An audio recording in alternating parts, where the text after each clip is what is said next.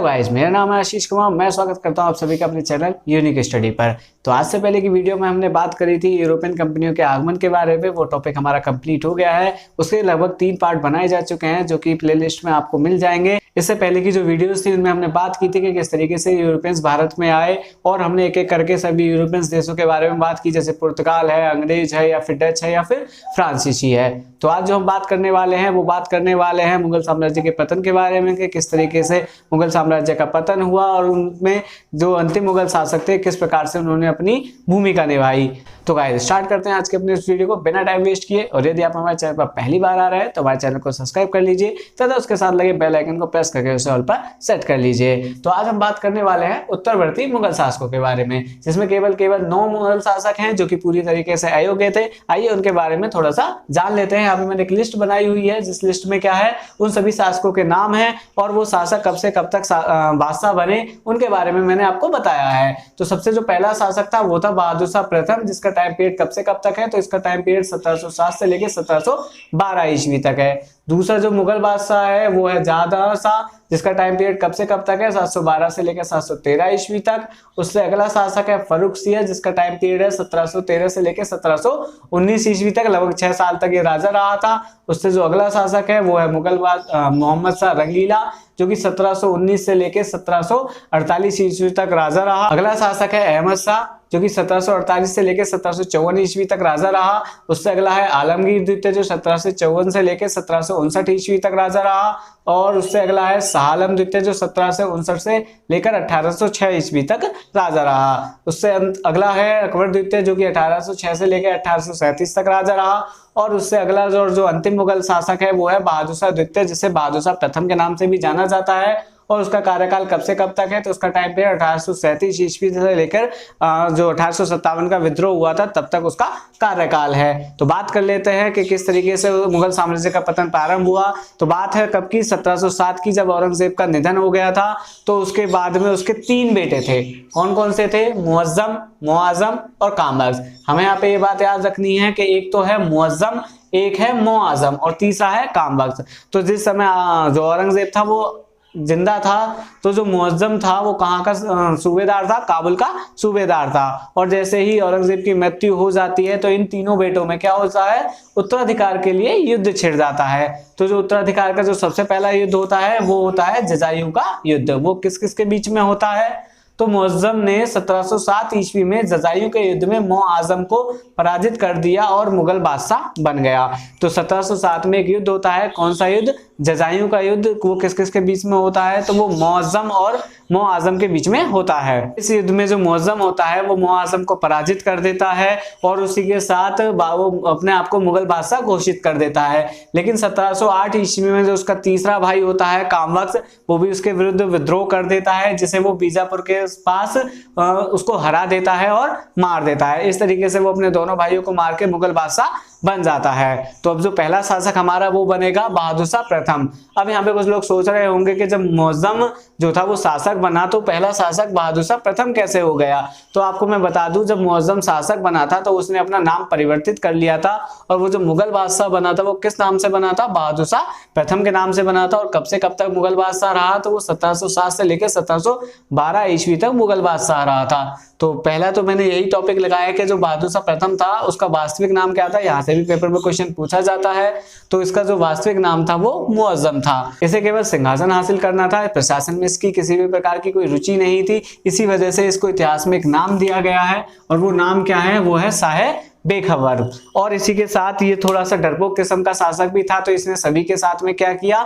Mail मिलाप की नीति अपनाई। और औरंगजेब ने अपने काल में जिस छत्रपति के बेटे शाहू को गिरफ्तार कर लिया था उसको किसने रिहा किया? तो उसको भी बहादुर शाह प्रथम ने रिहा किया। पेपर में क्वेश्चन पूछा जाता है कि जो शाहू है उसको रिहा किसने किया? तो उसका सही आंसर क्या हो जाएगा? बहादुर शाह प्रथम हो जाएगा। और मेल मिलाप की नीति के तहत ये सिखों से भी किसी प्रकार का वैर नहीं चाहता था। इस कारण इसने जो 10वें सिख गुरु थे गुरु गोविंद सिंह उनके साथ भी अपने कैसे अच्छे संबंध बनाए रखे। और उसके बाद में जब गुरु गोविंद सिंह की मृत्यु हो जाती है तो गुरु गोविंद सिंह ये घोषणा कर जाते हैं कि आज के बाद जो यानी मेरे मरने के बाद कोई भी सिख गुरु नहीं बन सकता है, और जो उनकी पवित्र पुस्तक होती है गुरु ग्रंथ साहिब वो उसी को गुरु की तरह घोषित कर जाते हैं। लेकिन फिर भी एक बंदा होता है, कौन, जिसका नाम होता है बंदा बहादुर, वो सिख गुरु ना बनकर क्या बन जाता है, सिख नेता बन जाता है। और वो किसके खिलाफ अभियान कर देता है, बहादुर शाह प्रथम के खिलाफ अभियान कर देता है। और उसी अभियान को दबाने के विरोध में 1712 ईस्वी में किसकी, बहादुर शाह प्रथम की मृत्यु हो जाती है। तो जैसे ही बहादुर शाह प्रथम की मृत्यु हो जाती है तो कोई भी मुगल उत्तराधिकारी नहीं बनता है। जो पूरा का पूरा जो मुगल दरबार होता है वो कई गुटों में बढ़ जाता है, जिनमें से कुछ गुटों के बारे में मैंने यहाँ पे लिखा है। आइए उन गुटों के बारे में थोड़ा सा बात कर लेते हैं। तो जो वो 4 गुट हमने यहाँ पे लिखे हुए हैं, उन चारों गुटों में से जो पहला गुट है वो है हिंदुस्तानी गुट, और जिसका नेतृत्व कौन कर रहे थे, सैयद बंधु कर रहे थे। सैयद बंधु वास्तव में 2 भाई हैं, कौन कौन, अब्दुल्ला खां और हुसैन अली। इतिहास में ही इन दोनों भाइयों को किंग मेकर या फिर निर्माता के नाम से भी जाना जाता है। जो हमारा अगला गुट है वो है ईरानी गुट, जिसका नेतृत्व यानी जिसके नेता कौन थे, जुल्फिकार अली खां थे। और तीसरा गुट है हमारा अफगानी गुट, और जिसके नेता कौन थे, मोहम्मद खां बंगस थे। और सबसे चौथा और अंतिम गुट है तुर्कानी गुट, जिसका नेतृत्व कौन कर रहे थे, निजामुल मुल्क कर रहे थे। तो इन चारों के बीच में क्या चल रहा था, उत्तराधिकार के लिए युद्ध चल रहा था। तो ये चारों के चारों गुट क्या चाहते थे कि जो अगला मुगल बादशाह बने वो इन्हीं का आदमी हो। तो जब चारों गुटों में लड़ाई हो जाती है, और जैसा कि हम जानते हैं कि विश्व में यदि 2 महान जो पहलवान है उन्हें भी लड़ाया जाएगा तो उनमें से केवल एक ही पहलवान जीतेगा। तो इसी तरीके से जब चारों गुटों में लड़ाई होती है तो उनमें से केवल एक ही गुट जीतता है। और सबसे पहले जो जिस गुट की जीत होती है वो कौन सा गुट होता है, ईरानी गुट होता है। और जिसका नेतृत्व कौन कर रहे होते हैं, यानी उसके जो नेता होते हैं वो कौन होते हैं, जुल्फिकार अली खां, जैसा कि हम आपको पहले ही बता चुके हैं। तो बात करते हैं जो ये ईरानी गुट का जो जुल्फिकार अली खां था, जब इस गुट की जीत हो जाती है तो ये किसको राजा बनाते हैं, किसको मुगल बादशाह बनाते हैं, तो ये जहांदार शाह को मुगल बादशाह बनाते हैं, जिसका कार्यकाल कब से कब तक होता है, तो 712 से लेकर 713 ईस्वी तक इसका कार्यकाल होता है। इसके बारे में एक और बात जान लेते हैं कि ये वही शासक है जिसने जो आमेर के राजा कौन है, आमेर के राजा जयसिंह, आमेर के राजा जयसिंह को मिर्जा राजा सवाई जयसिंह की उपाधि दी थी। और इसी के साथ जो इसके जीवन काल की जो सबसे महत्वपूर्ण घटना है वो घटना है कि इसने जो मुगल शासन व्यवस्था में जो राजस्व प्रणाली चल रही थी उस राजस्व प्रणाली को इसने ठेके पर दे दिया था। और उस ठेके पर दी गई प्रणाली को किस नाम से जाना जाता है, तो उसे इजरा व्यवस्था के नाम से जाना जाता है, जिसे सबसे पहले इल्तुतमिश ने गुलाम वंश में चलाया था। और तो अब बात कर लेते हैं कि ये इजरा व्यवस्था क्या थी। तो इस इजरा व्यवस्था में होता क्या है कि जो राजा होता है या जो उसके अधिकारी होते हैं वो डायरेक्ट कर को वसूलते नहीं हैं। वो कर किसकी मदद से वसूलते हैं, तो वो कर को जमींदारों की मदद से वसूलते हैं। इसलिए इस व्यवस्था को इजरा व्यवस्था के साथ साथ जमींदारी व्यवस्था के नाम से भी जाना जाता है। इसी के इस कारण की वजह से इतिहास में से एक नाम दिया गया है, और वो नाम क्या है, तो वो नाम है लंपट मूर्ख। यदि पूछा जाए कि इतिहास में किसे लंपट मूर्ख के नाम से जाना जाता है तो उसका जो आंसर हो जाएगा वो कौन सा आंसर हो जाएगा, उसका आंसर हो जाएगा जहांदार शाह। और बात कर लेते हैं कि इसका जो शासन काल है वो 1 साल का ही क्यों रहा। तो इसका एक रीजन है, इसका एक भतीजा था कौन, फर्रुखसियर, जो इसकी क्या कर देता है, हत्या कर देता है और स्वयं इसकी मौत के बाद राजा बन जाता है। तो अगला जो राजा बनेगा वो कौन बनेगा, वो बनेगा फर्रुखसियर। और जिसका कार्यकाल कब से कब तक होता है, 1713 ईस्वी से लेकर 1719 ईस्वी तक, लगभग 6 वर्ष ये राजा रहा था।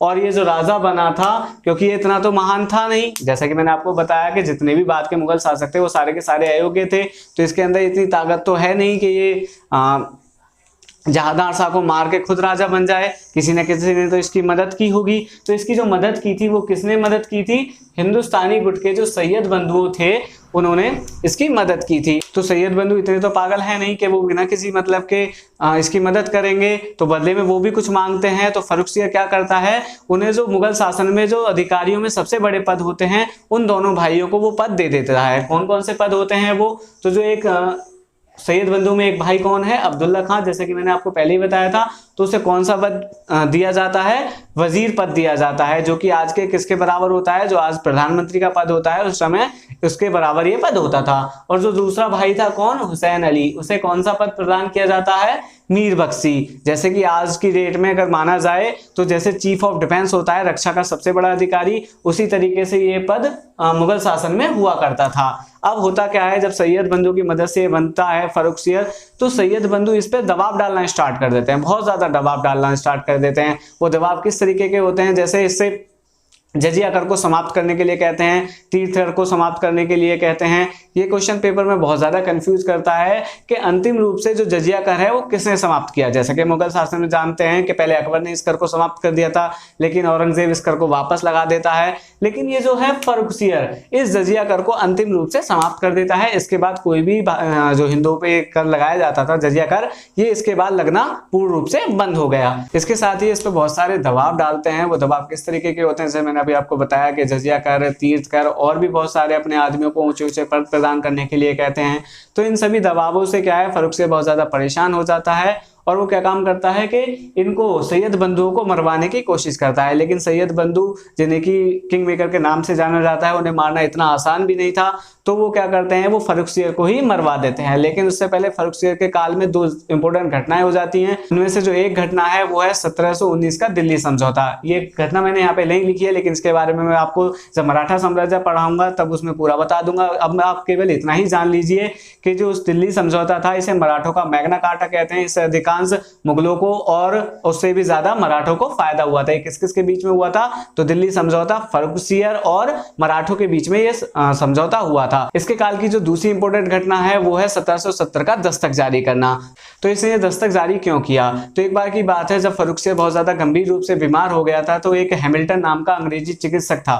वो क्या करता है, उस बीमारी से फर्रुखसियर को निजात दिला देता है, जिससे फर्रुखसियर बहुत ज्यादा खुश हो जाता है और वो खुश होकर अंग्रेजों को जो कलकत्ता वाला क्षेत्र है उसमें मुक्त रूप से व्यापार करने का अनुमति प्रदान कर देता है। इसी के साथ साथ और उसमें एक और बात और कही गई थी कि जो बंबई में जो सिक्के डाले जाते हैं, अंग्रेजों ने यह शर्त रखी कि जितना भी मुगल शासन के अंतर्गत क्षेत्रफल आता है, उन सभी के सभी क्षेत्रफल पर क्या करने जाएंगे, वो सारे के सारे सिक्के चलने लग जाएंगे। तो ये कुछ शर्तें थी। इसके इसी कार्य की वजह से इसे इतिहास में घृणित कायर के नाम से भी जाना जाता है। तो हमारे पास 3 क्वेश्चन हो गए। सबसे पहला क्वेश्चन के साहिब-ए-खबर के नाम से किसे जाना जाता है, तो साहिब-ए-खबर के नाम से बहादुर शाह प्रथम को जाना जाता है। और पूछा जाए लंपट मुख के नाम से किसे जाना जाता है, तो लंपट मुख के नाम से जहादार शाह को जाना जाता है। और तीसरा कौन आ जाता है कि घृणित कायर के नाम से किसे जाना जाता है, तो उसका जो सही आंसर हो जाएगा वो हो जाएगा फर्रुखसियर। थोड़ा सा याद करना भी ज्यादा कठिन नहीं है भाई। मैंने आपको बताया कि जो बहादुर शाह प्रथम था उसे प्रशासन में किसी प्रकार की भी कोई रुचि नहीं थी, इसलिए उसे साहिब-ए-खबर कह दिया गया।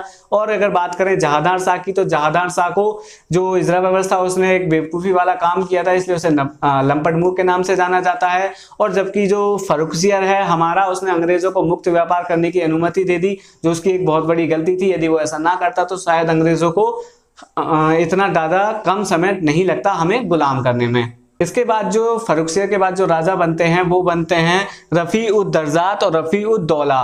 ये 2 व्यक्ति हैं और वास्तव में ये व्यक्ति भी नहीं है, ये बहुत छोटे छोटे बच्चे हैं जिन्हें कौन सैयद बंधु राजा बना देते हैं। तो ये जो राजा है कौन, रफी-उद-दर्जात, ये बहुत छोटा सा बच्चा होता है। और पूछा जाए कि कौन सा मुगल शासक सबसे कम समय के लिए राजा रहा था, तो उसका सही आंसर भी क्या होगा, रफी-उद-दर्जात। और इसकी क्या होती है, टीबी से मृत्यु हो जाती है। उसके बाद वो सैयद बंधु किसको बनाते हैं, तो रफी-उद-दौला को राजा बनाते हैं। ये भी एक बहुत छोटा सा बच्चा होता है और इसकी मृत्यु किसके कारण हो जाती है, तो इसकी मृत्यु पेचिश के कारण हो जाती है। तो इन दोनों के बाद जो मुगल बादशाह बनता है वो कौन बनता है, वो बनता है मोहम्मद शाह रंगीला, जिसका टाइम पीरियड कब से कब तक है, तो इसका टाइम पीरियड 1719 से लेकर 1748 तक बहुत लंबा समय इसका है। लेकिन इसने अपने जीवन काल में कोई भी इंपॉर्टेंट कार्य नहीं किए थे।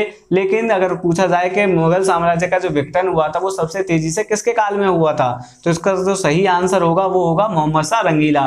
इसके काल में ही मुगल साम्राज्य का बहुत तेजी से विघटन हुआ और नए नए स्वतंत्र राज्य बन गए, जिनकी बात हमने तीसरा आपको टॉपिक बताया भी था कि 18वीं शताब्दी के जब हम स्वतंत्र राज्य पढ़ेंगे तो उन राज्यों के बारे में हम डिटेल से बात करेंगे। लेकिन यहाँ थोड़ा सा जान लेते हैं कि वो कौन कौन से राज्य हैं जो इसके काल में बन गए थे। तो जो सबसे पहला राज्य है वो है बंगाल, जिसकी स्थापना किसने करी थी, मुर्शिद कुली खान ने। दूसरा राज्य है अवध, जिसकी स्थापना किसने करी थी, शहादत खान ने। तीसरा राज्य है हैदराबाद, जिसकी स्थापना किसने करी थी, निजामुल मुल्क ने।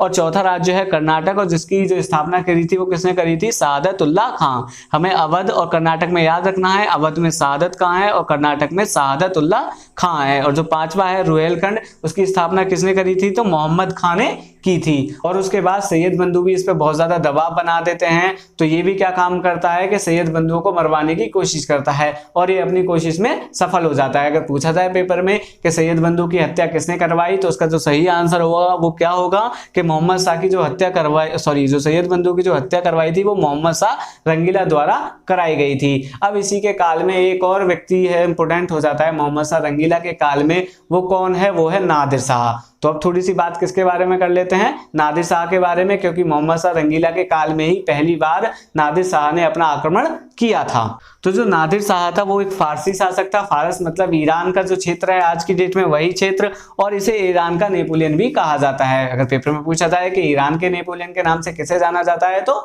नादिर शाह को। अगर पूछा जाए भारत का नेपोलियन के नाम से किसे जाना जाता है, तो वो हम सभी जानते हैं किसको जाना जाता है?